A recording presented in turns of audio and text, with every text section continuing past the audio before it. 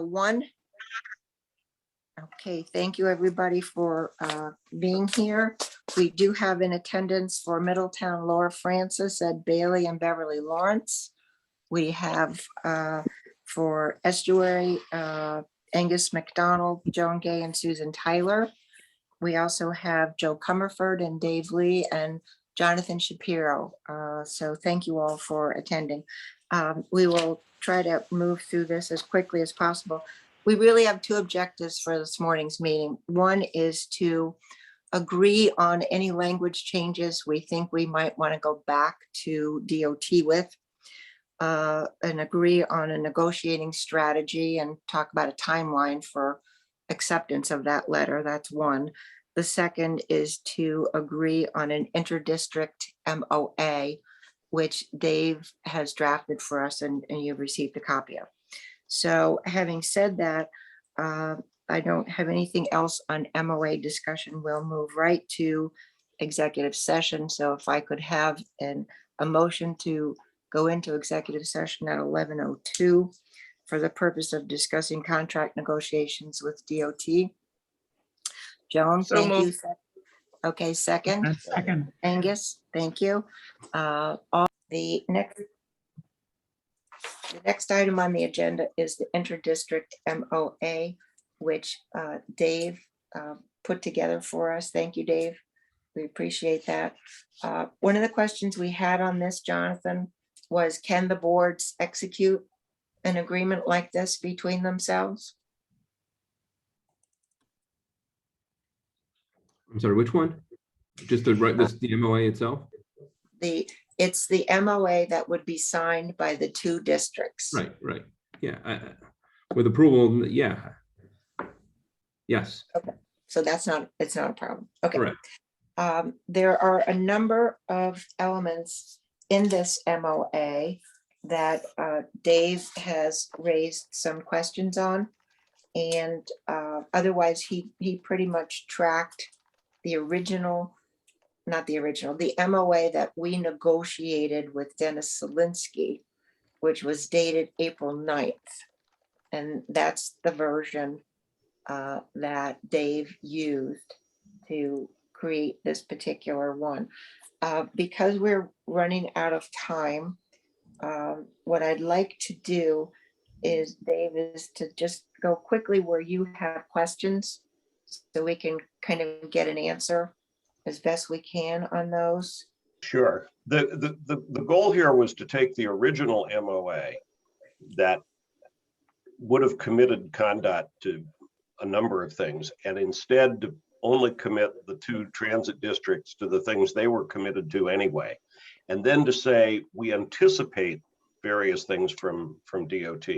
Now that's, you can discuss back and forth what the semantics are of saying we anticipate this support coming from DOT versus saying we expect it to come from DOT or we understand it will come from DOT. Those are subtly different. I wrote it with the word anticipate, but that's one thing. There is a question about the date. What we talk about what is the transition period when this thing gets, if it was signed today, when would you say that the effective merger takes place?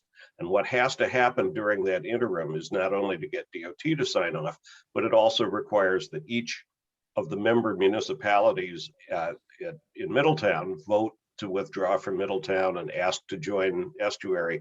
And then Estuary is already committed that in 30 days after the last of those towns acts, they will vote to accept them. So there's a question of timing, and I left some blanks there. There is also. Let's go back. Let's answer that question while you're on it. So that's item section 3, the first paragraph. Yep. What the original MOA said was July 1st, 2022. I don't see any reason why we wouldn't stay with that same date.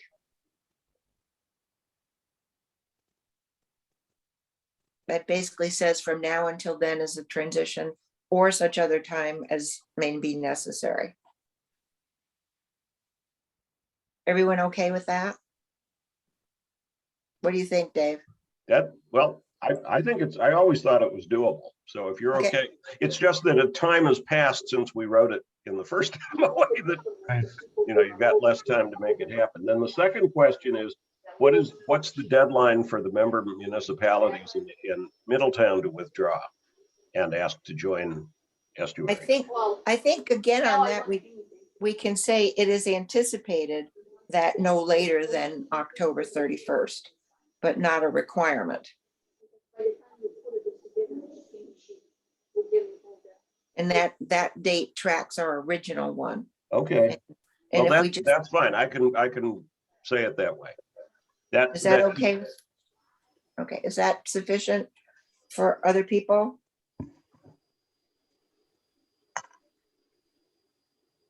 Okay. Sounds like it is. That's right. There is reference, we have always talked about a staff sharing agreement between the two transit districts that would be set, that was more or less separate from the MOA. That when we first drafted the MOA to go to Conduct, it alluded to the fact that there would be some agreement about the MOA always said, for example, that during the transition, Joe Comerford will be the executive director for both transit districts. He'll report to both boards. The finance director from estuary will oversee the finance staff of MAT. But there was also to be the staff sharing agreement that had something to do with how costs are shared and just a general understanding that there are people who are employees of one transit district that are actually doing services for both or for the other. The way this was written, it references a staff sharing agreement that would have to be separate. If you have a staff sharing agreement, it arguably ought to be built right into the MOA and either made as an appendix or simply written in to say what the agreement is. But I haven't been privy to any of the conversations about that issue. And some of it, in fact, I know affects First Transit. So I don't know if you have to resolve that at this moment. Well, John can probably answer that. So I thought we addressed that in the MOA later on. Well, we did by reference. Like we referenced the share agreement. So Right. the question is, do you think there should still be a separate share agreement? We were keeping a lot of things separate because we didn't want conduct. I think the share agreement, sorry, Joe, I don't, maybe I misunderstood your question, Dave, but I don't care whether we attach the share agreement or not attach the share agreement, but it should be a separate agreement from my standpoint. Good. I think so too. Okay, so therefore, just referencing its existence and not including it in the MOA or as an appendix would be the way we would go on that, Dave, That's fine. which No, is the way I that's think you fine. have it. I only raised the question because it never really came up before. Sure, Well, okay, you remember initially our whole thing was anything that does not require DOT stays out of this agreement because we didn't want them in our business. right, Now Right. it's not as much of an issue. So right. And should it also say that once the merger takes place, it's moot? That would probably be in the shared agreement itself. Right. Okay, Okay, in the interest of time, I'm going to skip through. If you go to section or Article 5, Article V, staffing, there are a bunch of blank spaces. We originally said that the organization charts were dated July 1st, 2021 and July 1st, 2022. The July 1st, 2022 may still work, but obviously the staffing chart for July of 2021 presumed that the TODs had been received for the 3 new positions. So what do you want to do? It also talks about when the TODs. maybe instead of dating that, we just kind of call one's a transition one, as we have a transition period, right? It's defined here. Yep. One's like the transition period one's a post-transition. Yeah, that makes sense. And then Get rid of dates. actually, and the TODs, we say the parties anticipate TODs from conduct as of blank date, but the blank date is when the MOA, well, when we get, no, the blank date is when, accept the letter. when I DOT would- sends you a letter that you I would accept. say as of the date, the districts accept a letter of intent from CTDOT Okay, defining the department's proposed obligations to implement the expansion. I'll get you that language. can you It's- send me that? That would be perfect. It's right out of their own letter. We, one of the issues that was one of the deal breaker issues that DOT didn't quite commit to in its letter is item D on this page, which talks about personnel policies and procedures. We want to make them, we commit as part of the MOA that the transit districts want to make them consistent. But then it says we anticipate funding from DOT to cover increased costs associated with doing this. And my question was, is that adequate enough? And we are, hopefully I'm correct that we're only talking about salaried staff and not about bus drivers. Because you do have a union contract in Middletown that will be a separate issue. And it does sort of foreshadow the fact, when is the negotiation with the Teamsters? Next fall. Yeah, it expires the end of 2022. So no, this was supposed to cover everything because that's where the big expenses come. Well, it's hard. I mean, it's easy on day one of the merger to say, how do we equalize, you know, sort of compensation plans and benefit packages for the salaried staff of the two agencies.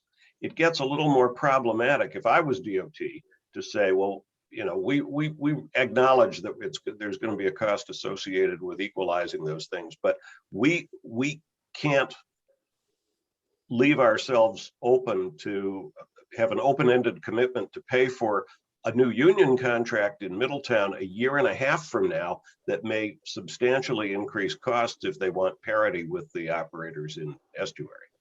But one of the lines, the line that was missing was what they would consider the end of this whole thing. And it was, what they came up with was when the last facility was constructed. So they're proposing having a pretty long period of which they'll consider it.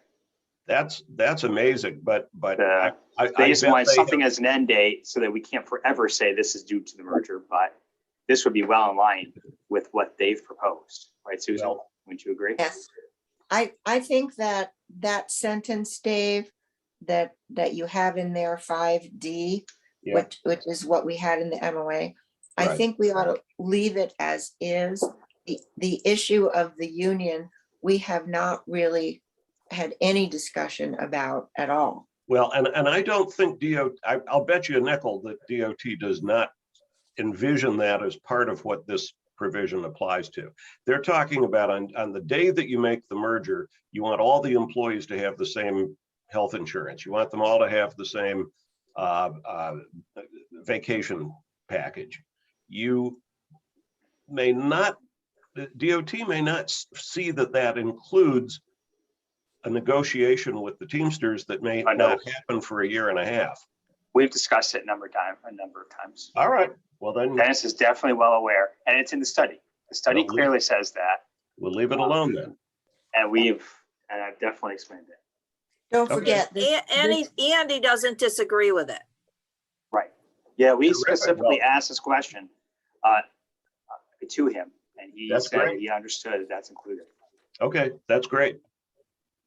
Well, Leave it just as it is. He also acknowledged that we're not talking a lot of money and that, you know, salaries are pretty modest in both districts. And they are by statewide standards. Right. Look at the transit systems you connect with and what they pay. Yeah. You know, Joan, did you have a question? well, yeah, because Dave, what we're talking about now, I looked at the answer to question 6 in the previous document. It says Dennis assures us that DOT understands this parity will it result in increased costs and that DOT will provide the necessary funding? So when that was discussed, am I correct that this would also include the negotiations with the Teamsters? Wouldn't you say, Susan and Laura, we were very clear that this was mostly drivers was the main issue.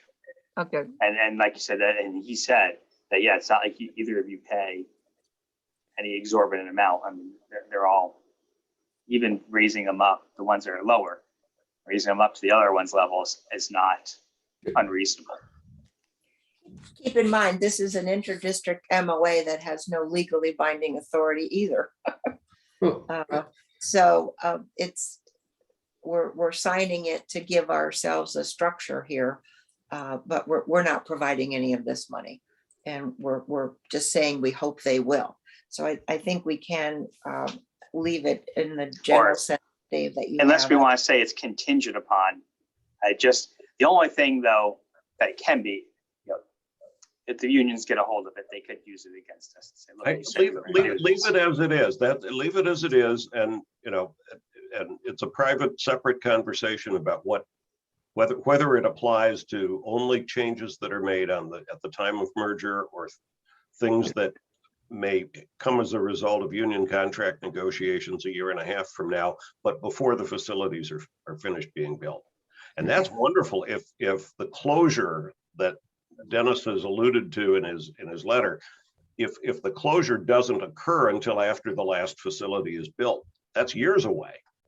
So you've got a lovely, that's great to have that longer term commitment. There's some things that were in the original MOA that I've deleted based on conversations that we've had about things where DOT could not agree, and we said we could probably live without that. We want to make sure that we've already talked about indemnification, which is in Article 10E. If you can flip ahead to 10E. Too far. Well, what? It's missing. Oh, I'm sorry. It's in 80, right there. There is no Article 10. I forget Article 10. It's 8E. Keep scrolling up. Right there. Stop. This is the remediation issue. It may be that you don't need to say anything about new facilities, because that's probably moot, but we are simply saying we do not anticipate that the towns or the transit districts would have to bear any remediation cost. And that's what you anticipate. Right. I think that's important to keep that sentence in there. Okay. I had a question back on finances, section D, with regard to the MAT debt. And that you had a note here, Dave, on established. Yeah. It says debt would be satisfied when the expanded ETD is established. I think that in this MOA, I would recommend saying something a little more specific, such as when the ETD votes to accept the MAP members. Okay. Because that's basically what their letter is going to say. And how they define the actual effective date of the merger. That's fine. Okay. All right. We talked about the facilities master plan. We can make that change. What else do you have, Dave?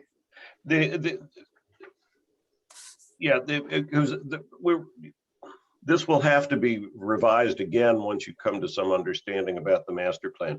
The MOA had an oversight section at the very end, which I always thought made a lot of sense, that said that as this process proceeds, there ought to be an oversight committee. Now, the original thing said there'd be one delegate from DOT and one from each of the transit districts, plus Joe Comerford, and they will meet periodically to review the progress. This takes DOT out of the equation. If I mean, obviously you'd like the DOT to be represented, and I'm sure they will be, but not necessarily as a formal member. But the idea that there would be an expansion oversight committee is maybe sort of a continuation of the subcommittee that's been meeting with Dennis all along, that gets together periodically to report back to the boards, the two transit district boards, on what progress is being made, what issues have come up, what problems are being resolved, but also to be a conduit to communicate with DOT as this process goes forward, so that they would know who they're talking to, representing the transit district boards, plus the executive director, as the merger goes forward. So I can't believe they would disagree with having it. But How does everyone feel about that? Specifically you, Laura.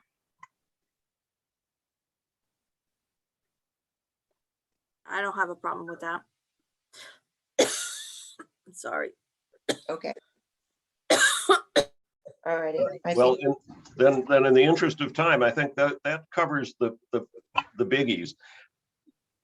Nothing, I mean, this can't really be finalized until you get until you've gone back to DOT and gotten an answer on things like the facility master plan. And until Jonathan has weighed in on some of the language changes that he thought needed to be made.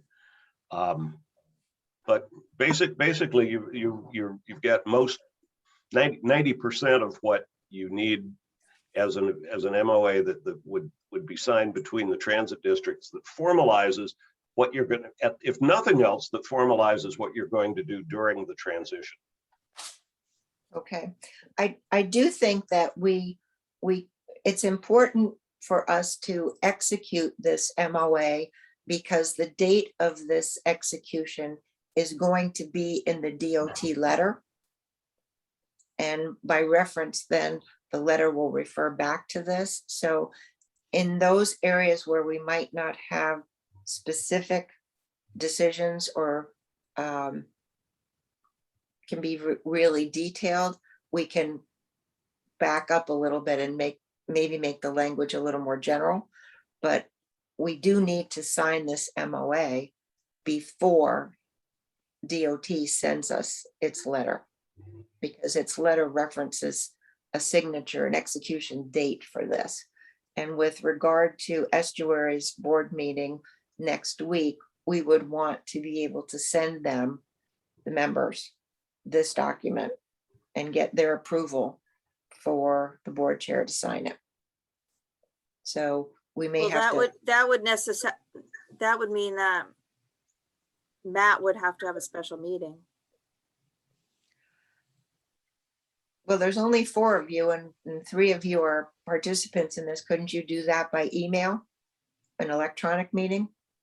I don't know if the law allows for that, does it? I guess maybe it would, electronic meeting. No, it wouldn't, we no, couldn't because do there's no it through public through participation. email, but we could probably do a remote meeting. But it still would have to be a special meeting. Well, in order for the, I'm not Matt- saying it's not doable. I'm just saying we'll No. have to meet, because we don't have another meeting until August. because you want the MAP board to be on record as having voted to approve this? Correct? Well, didn't we just say that, yes, that's what we needed to do? Well, that's what Estuary is going to do, but Estuary has more than half of its members who aren't familiar with this process. Right. I'm just saying that if you want to have a signed MOA between the 2 districts before we settle on the letter, we have to have a special meeting, and that's okay. It just has to be scheduled. All right, that's fine. So Dave, why don't you and I work together and figure Yeah, out? I'm gonna have to go in just a minute, but we can Sure. talk this afternoon and go Okay. through the changes. If you're available this afternoon, I'll call you. Okay, all right, will do. Thank you. Alrighty. Next item on the agenda is shared staffing. We will defer that once again. Under old business, I just wanted to ask for a quick status update on the marketing brochure. I've been following up and don't have an answer yet. Okay. Under new business, there's a new item here requested by the MAP board.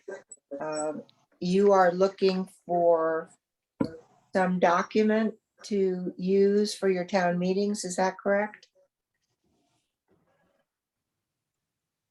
Yes, something like an executive summary that we can first bring to our boards. Remember, town meeting form of government, we would have to get past the Board of Selectmen in order to schedule the town meeting.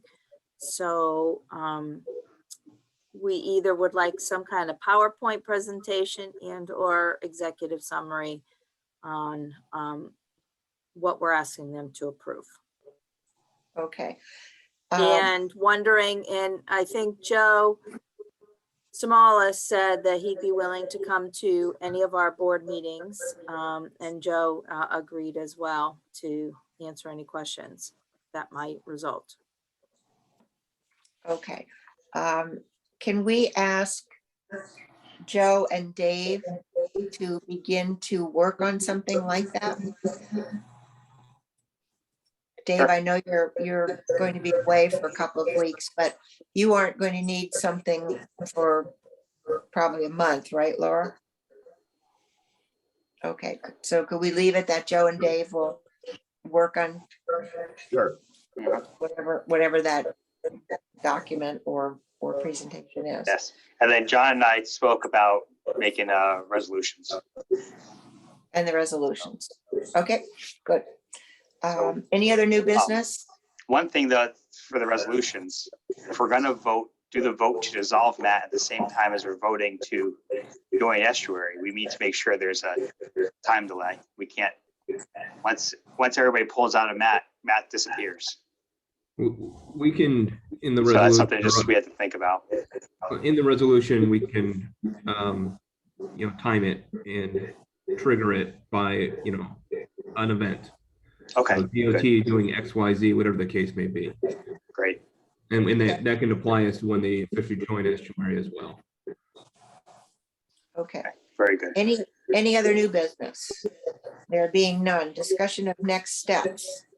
Okay, number one, John is going to present language for us to try to change the DOT letter.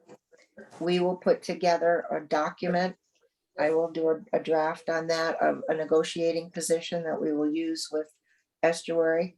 The estuary board and the Middletown board will have some special meetings to review the status of the negotiations with DOT as well as the inter-district MOA. Dave and I will complete changes to the inter-district MOA. And we will continue to, and we will set up a meeting with DOT once we have all the changes we are asking for and the imprimatur of both boards to create that final negotiating position with them. So I think that is it for us for today. Our next meeting, I see is in here next Monday, and it says it's an in-person meeting.